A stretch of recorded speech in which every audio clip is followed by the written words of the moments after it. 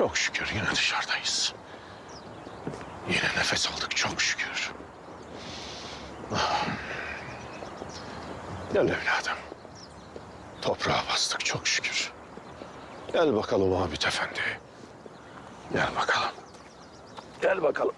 Ah. Otur bakalım. Sen de şimdi bunu böyle...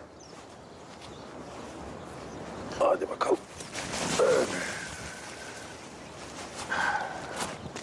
Evet Abid Efendi. Benim için yaptığın şey çok güzeldi evladım.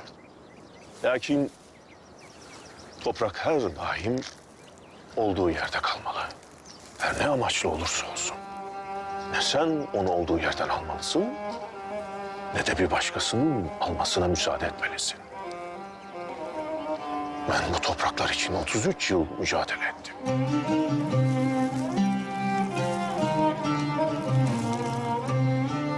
Şimdi sadece dua edebiliyorum onun için. Allah vatanımızı korusun.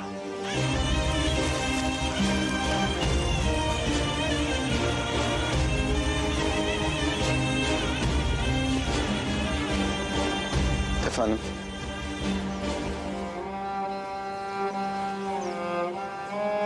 Size kötü bir havadisim var. Hayırdır evladım? Girit düştü.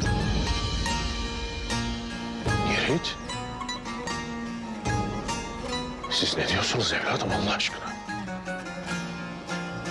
Girit düştü mü? 243 yıllık Osmanlı toprağı. 24 yıl savaştık Girit için. Girit düştü öyle mi?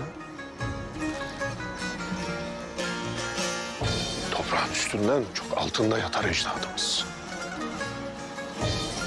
Bunun hesabını onlara nasıl vereceğiz? Girit düştü öyle mi? Atalarımızın bize emaneti Girit. Ah yine ah. Ah yine ah. Düşman geliyor. Maksadı ifnayı vatandır. Karşı duracak azmine ebnayı vatan.